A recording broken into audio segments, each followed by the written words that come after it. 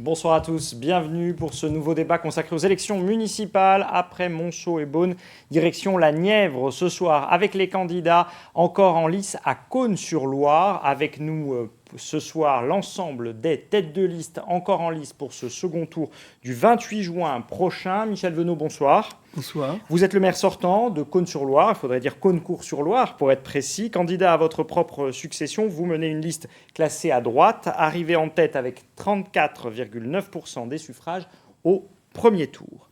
Daniel Gilonnier, bonsoir. Bonsoir. Vous êtes tête de liste arrivé en seconde position, candidat à la mairie pour la première fois, à la tête d'une liste sans étiquette. Et vous êtes donc arrivé en seconde position avec 31,8% des suffrages. Alain Verbier, bonsoir. Bonsoir. Votre liste de gauche est arrivée troisième de ce premier tour avec 23,7% des suffrages. La particularité, c'est que vous avez déjà été maire de la commune de 2008 à 2014. Le quatrième homme de cette élection, c'est Michel Mézy, qui aurait pu fusionner, mais ça n'a pas été le cas. Il n'a pas donné de consigne de vote à ses 9,6% d'électeurs. Alors, difficile, évidemment, comme chaque soir, de débuter ce débat sans évoquer cette période de 15 semaines que nous avons traversée entre le premier et le second tour. Nous n'avions pas réalisé de débat au premier tour à Cosne-sur-Loire, mais vous avez fait campagne, il y a eu un premier tour, vous êtes arrivés tous les trois au second tour, mais il n'y a jamais eu de second tour, enfin en tous les cas, pas avant le 28 juin prochain. Michel Dervier, comment vous avez vécu cette période de 15 semaines ? Alors jusqu'à présent, je m'appelle Alain Derbier. Alain, mais pardon, excusez-moi. C'est pas grave. Cette période, je l'ai vécue comme beaucoup de Français, malheureusement, inquiétante. Mais si vous voulez, je ne suis pas resté inactif. J'estime que dans une période telle que celle que nous avions traversée, il fallait aider au mieux ses concitoyens. Alors, j'ai été contacté très rapidement par des personnels soignants qui m'ont fait part de leur inquiétude parce qu'ils avaient un manque de protection individuelle requise et préconisée dans le cadre d'une épidémie telle que celle-ci. Et puis, j'ai aussitôt alerté le maire de Cosne, je l'ai appelé en lui disant « J'ai connaissance d'un stock de masques qui est entreposé à l'hôpital et je pense que ça peut être utile. » Il m'a dit, vous le saviez parce que vous aviez été maire de la commune ? J'ai été maire de la commune et donc président du conseil d'administration à l'époque.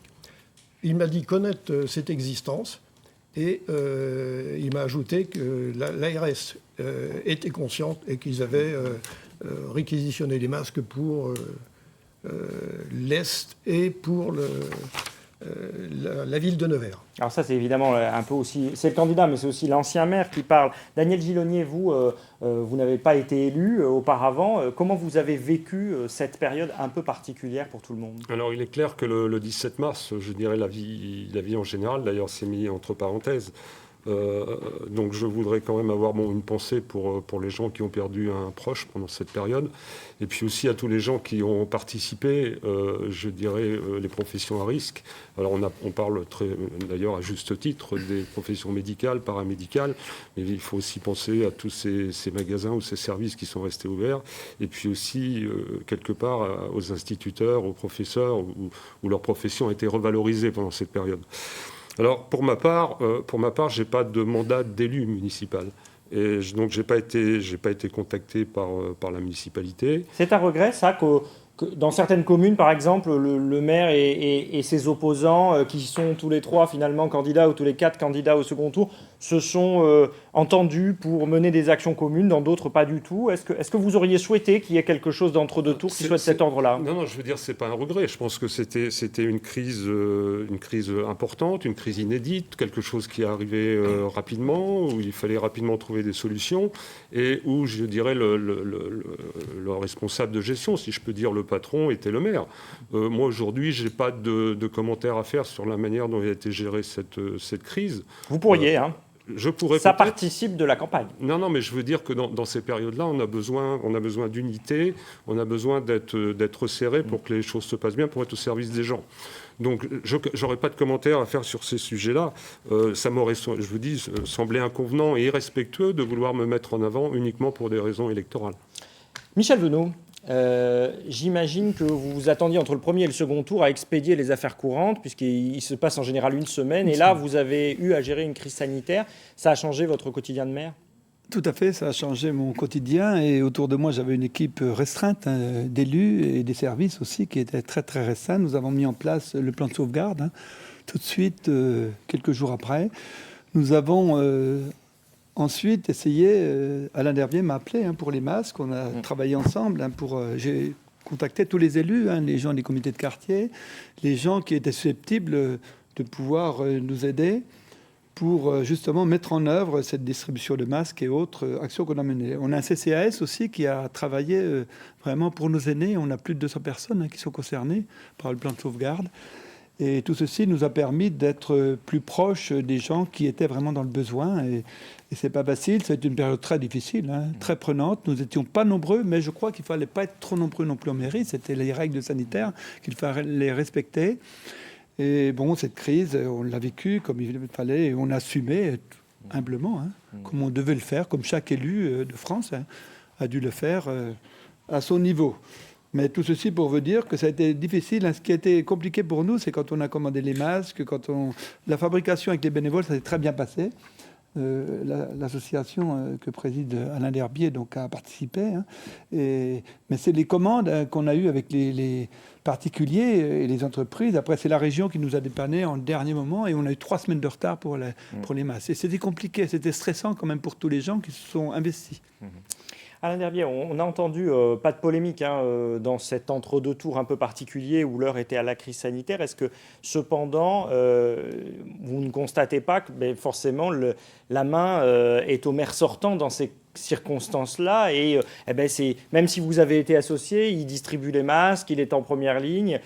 Comment vous avez vécu les choses? Est-ce que vous avez l'impression qu'il y a des gens qui continuent à faire campagne ou bien Alors pour moi, si vous voulez, j'estime que dans la période que nous traversions, il faut oublier ces différences et vraiment mettre tout en œuvre pour aider les personnes en difficulté.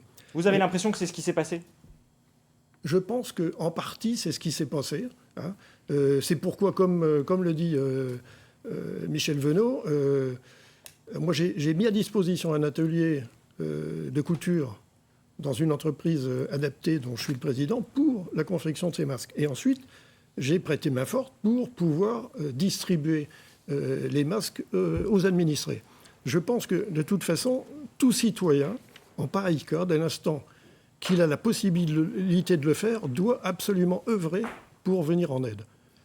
Faire des commissions avec des personnes voisines, qui ont des difficultés pour sortir alors qu'il fallait avoir un papier qui validait votre sortie, j'estime que pour les personnes âgées, c'était quelque chose qu'on pouvait faire et que j'ai fait. Donc on a l'impression que cet entre-deux tours s'est passé dans une bonne entente. Vous diriez la même chose, Daniel Gilonnier?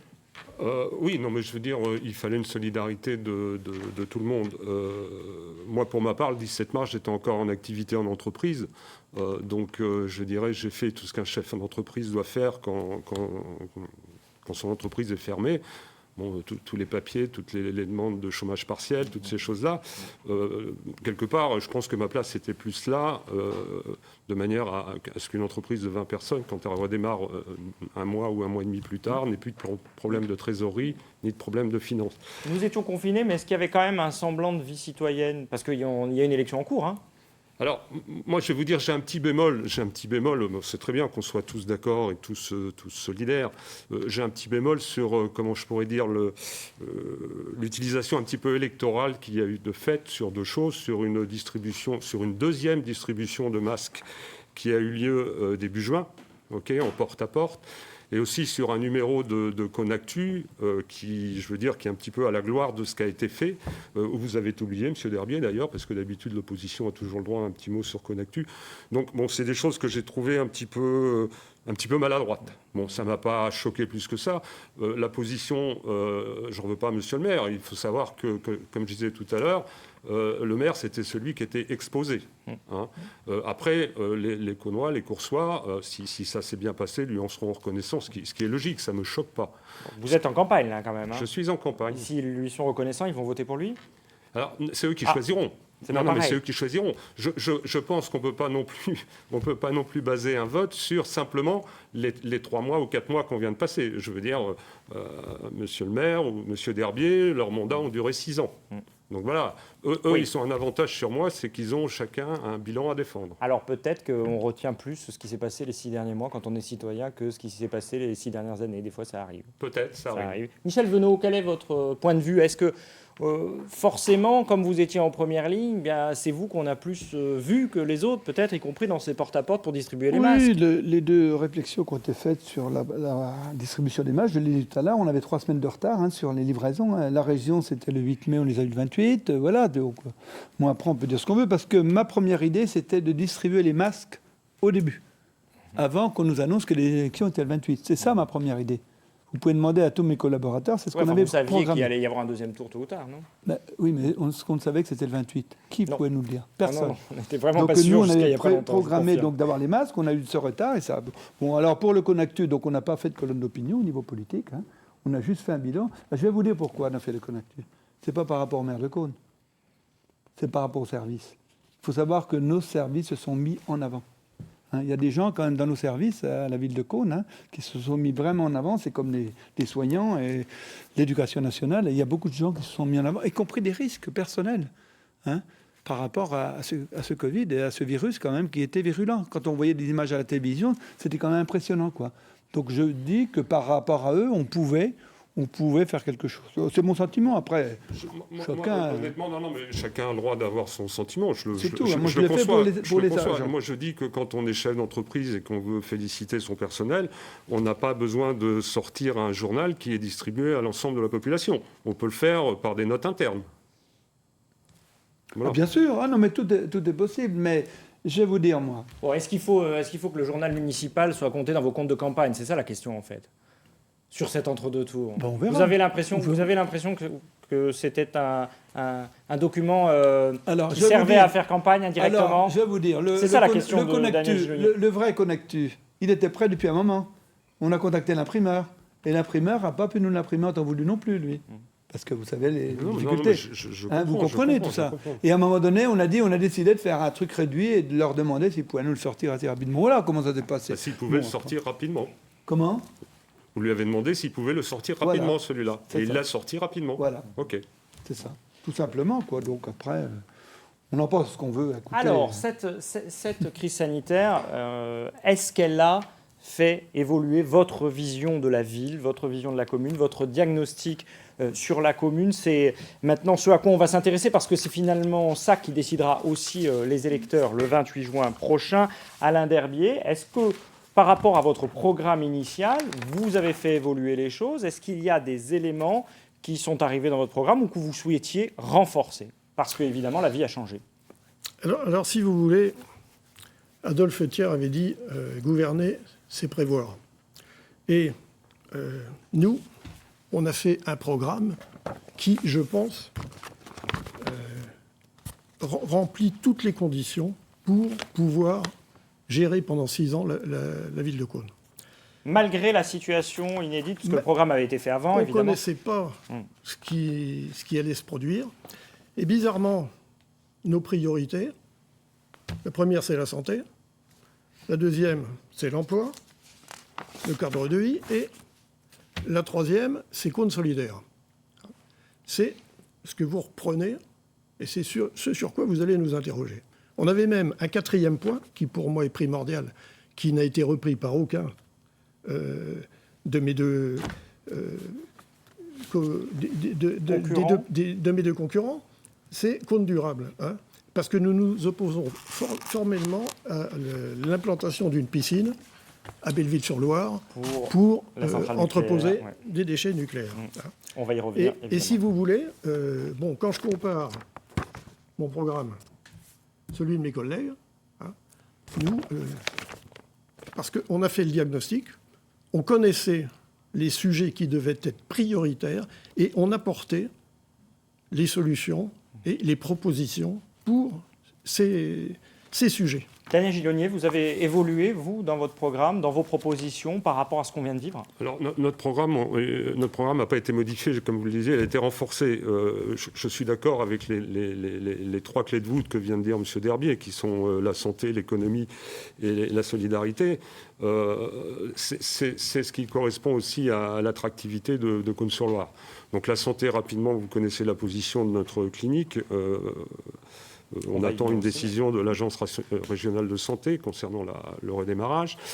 L'économie, voilà, bon, moi, c'est le monde d'où je viens. Et quand on est entrepreneur, commerçant, artisan, on a plus tendance à regarder vers demain que de regarder vers hier.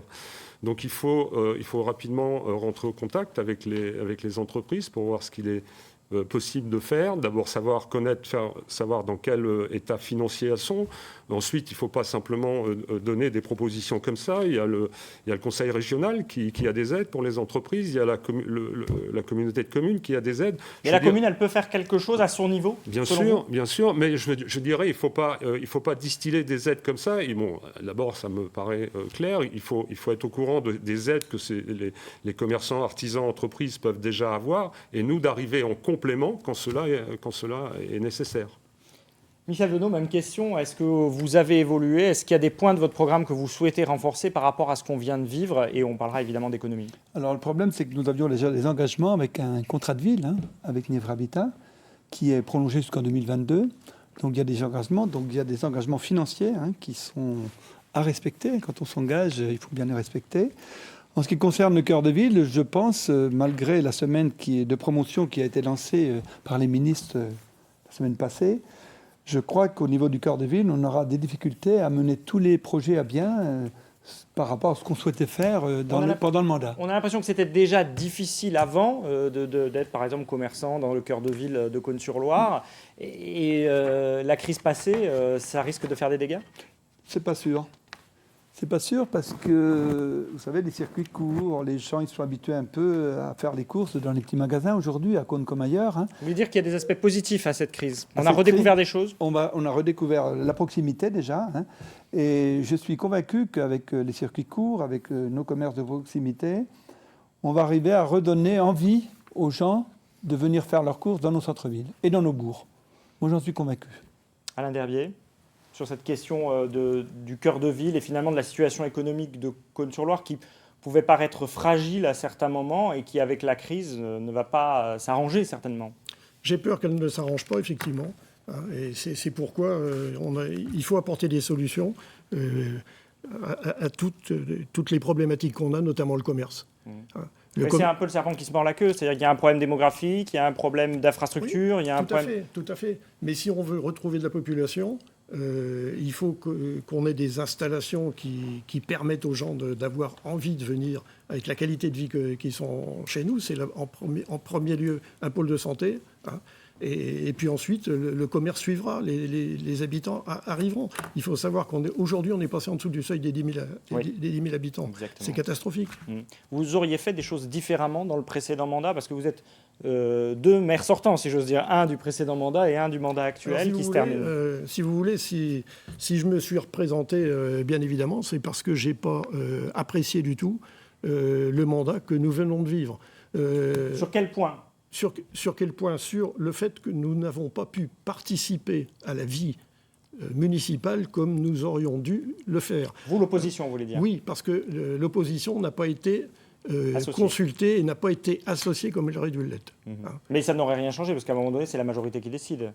Quand elle a été élue. Oui, vous avez été maire, vous le savez. Oui, non? c'est la majorité qui décide, mais il y a des choix qui ont été faits qui ne correspondent pas du tout. Comme vous, M. Derbier, pendant votre mandat, vous avez fait les mêmes erreurs que nous, certainement, si vous dites qu'on a fait des erreurs. Voilà, c'est exactement la même chose. Ben si, M. Derbier, on a encore de l'histoire sur votre mandat. Vous le savez bien. Y compris les impôts, y compris l'achat de patrimoine et autres. On a plein de... Les impôts, vous avez articulé votre campagne précédente sur la baisse des impôts, 3% par an chaque année. Et on n'a pas pu. En fait, vous ne l'avez pas fait. Ben non, parce qu'on a eu une baisse de dotation, M. Derbier, de l'État, de la DGF. Si vous voulez bien que je termine, partant de là, qu'est-ce qui s'est passé? Vous avez laissé espérer aux Cosnois que leurs impôts allaient baisser. En fait, ils paient 280 000 € de plus. Non. Il faut pas raconter n'importe quoi. Ils ont baissé de 1%, monsieur, sur les 6 ans. Et vous, ils avaient augmenté de 9%. Demandez à un administré de regarder sa feuille d'impôt et vous allez voir. Daniel Gilonnier, quel est votre point de vue sur les impôts? Et puis, parce que cette crise, finalement, elle va obliger les collectivités à abonder, peut-être même à demander des travaux, à faire des travaux supplémentaires pour aussi faire redémarrer l'économie. Il va bien falloir prendre l'argent quelque part. Quel est votre point de vue? Alors moi, d'un point de vue économique, je dirais que je serais plutôt positif que cette malheureuse crise peut nous apporter quelque chose quand même. Sur Cône-sur-Loire, on a du foncier, on a des locaux, on a des bureaux. On dit qu'on est capable d'accueillir des entreprises et on va pas commercialiser le territoire. Aujourd'hui, on est à 2 heures de Paris par la route, par le rail. On a la fibre qui arrive. Je dirais quelque part, il faut développer notre territoire commercialement. Il faut aller faire savoir qu'on a ces choses-là chez nous. Ensuite, sur l'opportunité des villes moyennes, on s'aperçoit que suite à cette crise-là, mais alors on ne sera pas les seuls à vouloir attirer. Vous allez nous dire que les Parisiens veulent venir vivre chez vous? Les Parisiens qui se sont retrouvés chez nous pendant le confinement se disent pourquoi pas. On est je me répète, on est à 2 heures de Paris par la route, par le rail, et on commence à avoir des équipements qui sont importants.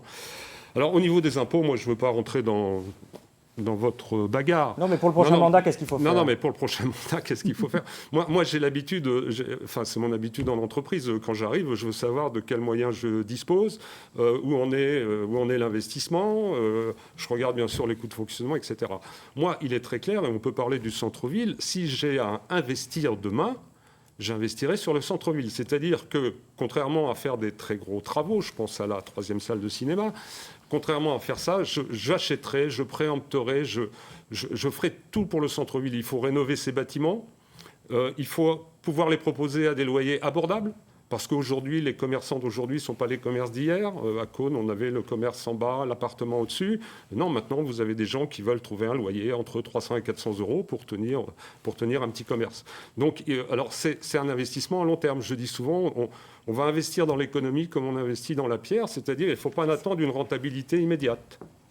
Alors, pour attirer les gens, Alain Derbier le disait tout à l'heure, Michel Venot, il faut la santé, évidemment, un pôle de santé qui tient la route, notamment... Je voulais revenir deux secondes sur les propos de... Allez-y, ensuite on parlera par rapport santé. au développement économique. C'est de la compétence de la communauté de communes, il ne faut pas l'oublier. Et nous, on n'aura pas les moyens, une ville comme Cône, d'abonder au niveau de l'investissement. Je suis convaincu, je connais les chiffres, ça fait quand même 35 ans que je suis dans les affaires, au niveau des collectivités, on n'aura pas les moyens. Qu'on puisse monter une SEM immobilière, le projet de M. Gilonnier au niveau du centre-ville. Je suis tout à fait d'accord, c'est dans notre programme, de monter une SEM immobilière au niveau des commerces. Il faut déjà convaincre les propriétaires, c'est pas facile, vous le savez. Moi j'ai dit, il y en a pour 2 ou 3 mandats. Je suis honnête, je veux dire, il faut rester humble. Ça veut dire que vous voulez faire 2 ou 3 mandats encore? Non, pas moi. Non, mais je veux dire pour... Ce que je veux dire, M. Venot, c'est qu'il ne faut pas se cacher derrière la communauté de communes. La communauté de communes, c'est quand même Cône qui a le plus d'élus. Donc si Cône a la volonté et arrive à faire partager cette volonté à la communauté de communes, c'est tout à fait possible. Ah non, je suis d'accord. Mais j'en étais convaincu avant déjà. Par ailleurs, ce sont les mêmes élus. Pas tout à fait quand même. Nous sommes 55. Oui, non, mais bien sûr. Mais ce que je veux dire, oui. Mais ce que je veux dire, c'est que les gens qui votent au municipal votent aussi pour des gens qui vont les représenter à la communauté de communes. Tout à fait, mais après, les décisions sont prises quand même à la communauté de communes au niveau de l'investissement. Un mot sur la santé, parce qu'il y a évidemment une grande inquiétude. Alors, je sais que vous allez rencontrer, les élus vont rencontrer l'agence régionale de santé au lendemain d'ailleurs du second tour d'essai municipal, le 29 juin.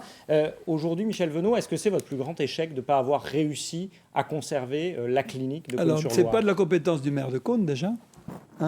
C'est une clinique privée, ce n'est pas de la compétence du maire de Cône, c'est de la compétence de l'État, avec donc l'entente qu'il y avait, le groupe CAPA, avec l'hôpital. Avec l'hôpital public. Oui. C'est ça le problème, ce n'est pas la responsabilité des maires. Public-privé. Que ce soit Michel Venot ou un autre maire, Alain Derbier, il a vécu aussi une période difficile, et les autres maires dans les autres villes, c'est pareil.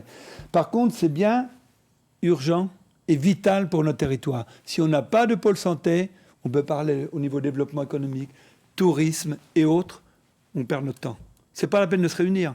Si on ne réussit pas à remettre en route ce pôle de santé, je crois que c'est de peine perdue de vouloir faire de la politique à Cosne-sur-Loire. C'est mon sentiment, hein. Et on va y arriver, hein, parce qu'on est presque... Hier, on avait encore un groupe, ils vont s'associer avec... il y a 2 groupes qui souhaitent s'associer pour monter un groupement de coopération sanitaire. Et je pense que c'est la bonne formule. Alain Derbier, sur cette question de la clinique qui est aujourd'hui Moi, fermée. pour la santé, si vous voulez, j'en ai déjà parlé avec le maire sortant. Eh bien, il faut parler aux électeurs, hein, bien sûr. Oui, non, mais qu'est-ce qui se passe? La santé, à Cosne, il faut revoir ce qui existe. Pour moi, vouloir faire reprendre cette clinique, c'est une erreur. Pourquoi? Parce qu'on ne sait pas du tout ce que le propriétaire veut la vendre. Un jour, il est vendeur, un jour, il n'est plus. Le prix, on ne le connaît pas vraiment. Et il y a des travaux considérables à exécuter, hein. Donc ça c'est compliqué. Pour moi, l'idéal, c'est tout d'abord, parce que ça regarde l'État, c'est tout d'abord de contacter le ministre de la Santé. Et ce qui m'échappe, c'est que c'est le maire de Sancerre qui... Aujourd'hui, dans la presse, on voit que le maire de Sancerre, qui trouve qu'on traîne en longueur, a réussi, hein, à contacter, par le biais d'un ministre, il va rencontrer le ministre de la Santé, hein. Alors, fort heureusement, on a une personne qui s'en occupe. Mais ça, je ne suis pas du tout d'accord avec ce qu'a fait monsieur le maire, et j'estime que là-dessus, il a été trop laxiste. Hein, sur le pôle santé, et quand je vois... Attendez, vous n'êtes pas sérieux ce que vous dites. Quand je vois que Vous n'êtes pas sérieux, monsieur Derbier. Si, je suis sérieux. Non, quand je vois pas du monsieur tout. Pribil, Vous répondrez. monsieur Pribil qui est pratiquement une personne qu'on n'arrive pas à voir, ça fait quand même 8 mois que la chirurgie est fermée.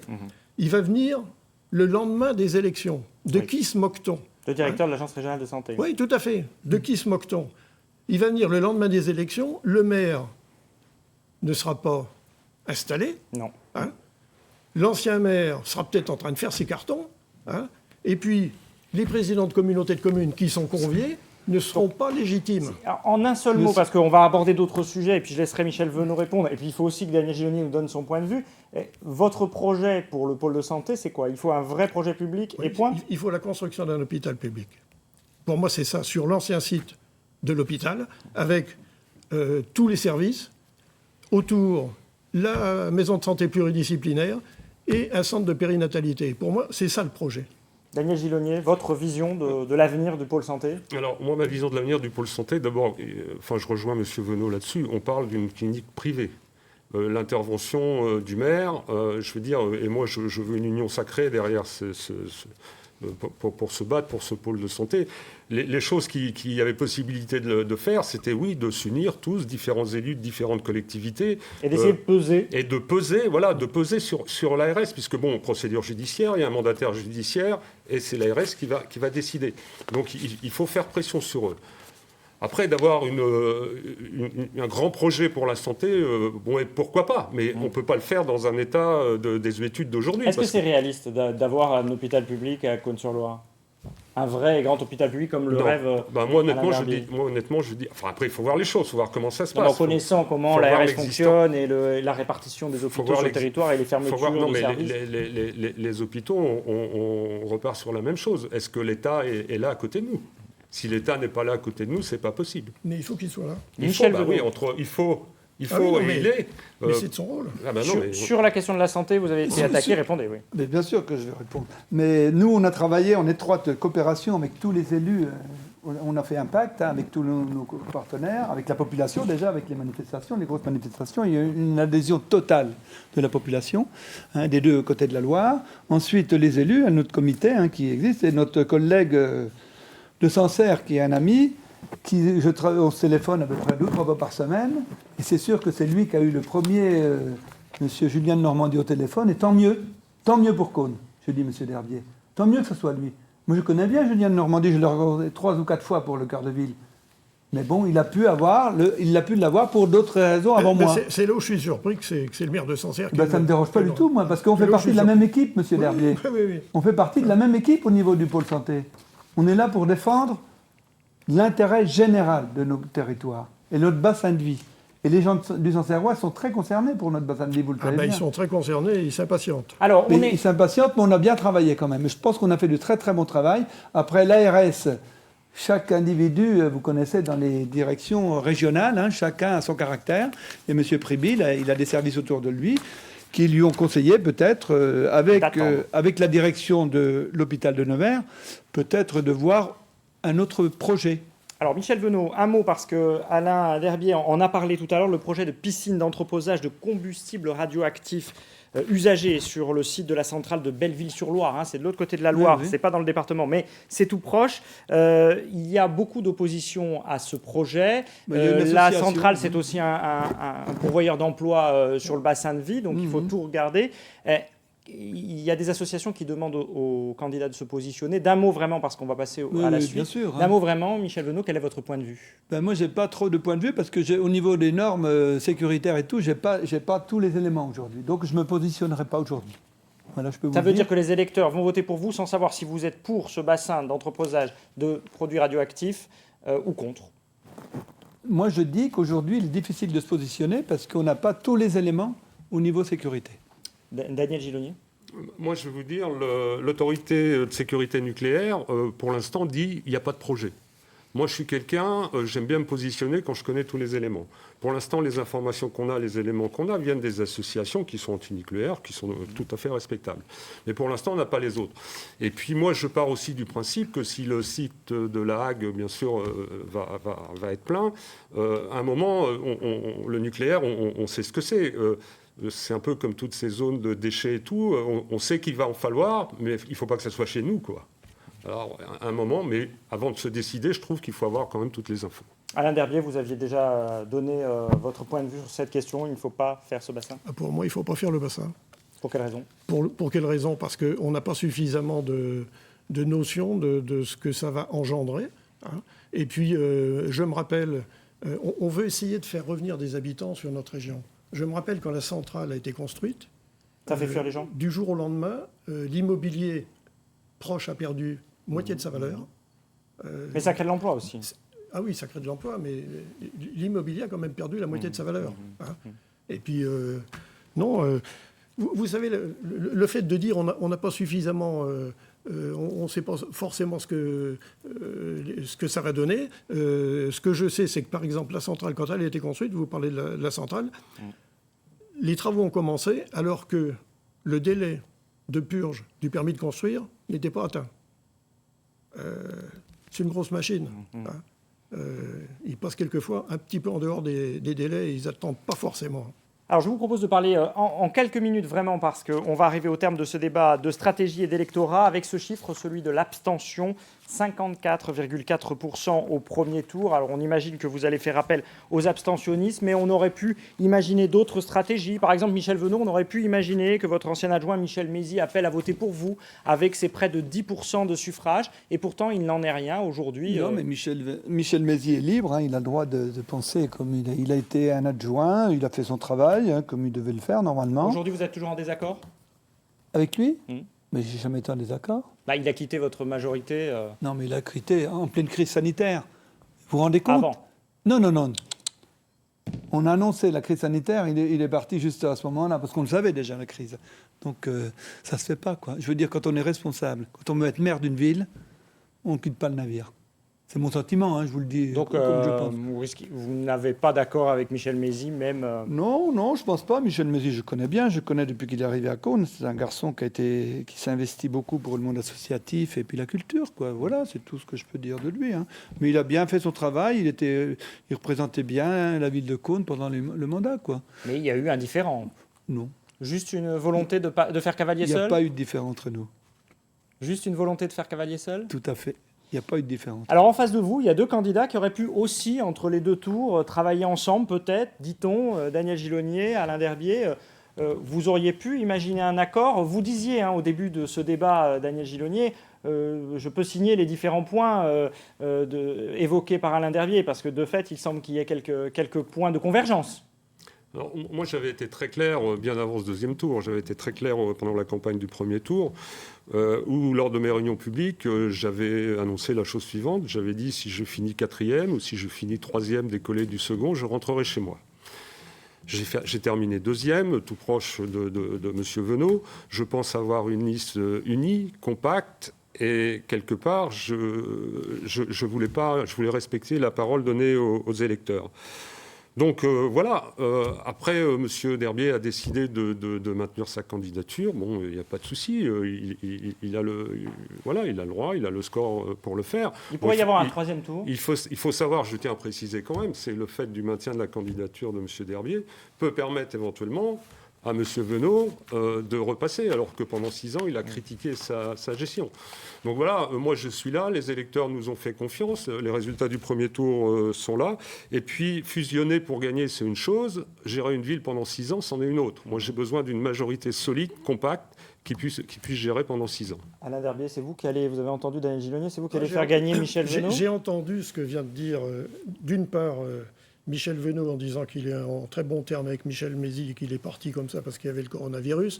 Je vais quand même rappeler Pendant le coronavirus, j'ai dit. Je vais quand même rappeler que, pour moi, Michel Mézy ne se reporte pas puisqu'il n'a pas atteint, il a été disqualifié. Et il n'a pas appelé à voter pour quelqu'un. C'est pour moi le seul qui présentait un programme qui tenait la route et qui était très proche du nôtre. Et le premier point du programme de Michel Mézy, il est parti en bon terme, mais il demande un audit financier et fiscal de la mairie de Caunes. Donc s'il trouvait que ça avait été bien géré... Donc ça veut dire que vous lui tendez la main, même si il a fait partie d'une majorité de droite. C'est une stratégie politique. Non, mais il y a un compte administratif, M. Derbier. S'il n'avait pas été... On va passer, qui va être voté bientôt, messieurs, on va vous laisser une minute. On va vous laisser une minute puisqu'on arrive au terme de ce débat et on a choisi de vous laisser une minute de conclusion. Un sablier virtuel s'égrènera derrière nous durant 60 secondes et votre ordre de passage a été désigné par tirage au sort. Et c'est vous, Michel Venot, qui débutez pour une minute de conclusion.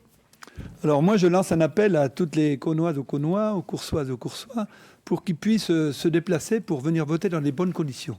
Nous allons mettre en place dans tous les bureaux de vote, bien sûr, les règles sanitaires recommandées par l'ARS et Madame la Préfète, pour que chacun puisse se sentir en sécurité sanitaire. Voilà ce que je voulais dire. Alors sinon, les gens, ils ont aussi possibilité de donner procuration à des gens très proches ou de la famille. Et tout ceci pour vous dire que je souhaite que les gens participent à cette élection. C'est très important. La démocratie s'en sortira grandie. Moi, j'estime que nos anciens se sont battus pour le droit de vote, malgré cette crise, malgré ce périple qu'on a eu pendant ces 3 mois et demi. Je crois qu'aujourd'hui, les gens doivent se ressaisir, doivent se déplacer s'ils le peuvent. Et je les encourage à le faire et à venir, bien sûr, pour l'avenir avec vous. Merci, Michel Venot. La parole est à vous, Alain Derbier, pour votre minute de conclusion. Alors, mes chers concitoyens, le 28 juin sera une nouvelle élection. Votre vote sera capital. Vous aurez à choisir entre 3 listes. La liste du maire sortant, qui pour moi est capitaine abandonné. Pourquoi ? Parce qu'il a été abandonné par 8 de ses élus, dont le premier adjoint. Quant à la gestion, catastrophique, ça me fait penser à les copains d'abord. La deuxième liste, Caunes de vous à nous, c'est une liste où j'ai essayé le rassemblement pour mettre fin à la gestion de M. Venot. Malheureusement, pas d'accord possible, et pour moi, c'est je marche seul. Quant à moi, et ça c'est ma différence à moi, c'est avoir une liste qui est renouvelée, expérimentée, et qui saura être performante dès le premier jour. Chers concitoyens, merci de la confiance que vous m'apporterez. Merci Alain Derbier. Une minute de conclusion pour vous, Daniel Giloni. Ok. La confiance que vous nous avez témoignée lors du premier tour de ces élections municipales et communautaires nous confirme dans notre projet. Il existe bien une nouvelle voie pour gérer la commune de Caunes-sur-Loire. Nous n'avons pas le droit de revenir en arrière. Il nous faut un nouveau cap et il nous faut un nouvel équipage. Nous pouvons ensemble, dans la concertation, la participation, la transparence, relever ce défi.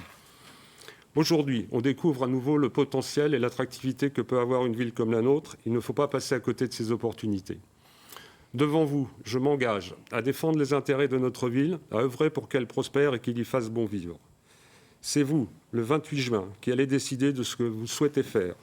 Nous sommes là, nous avons un programme et nous sommes prêts à travailler pour vous.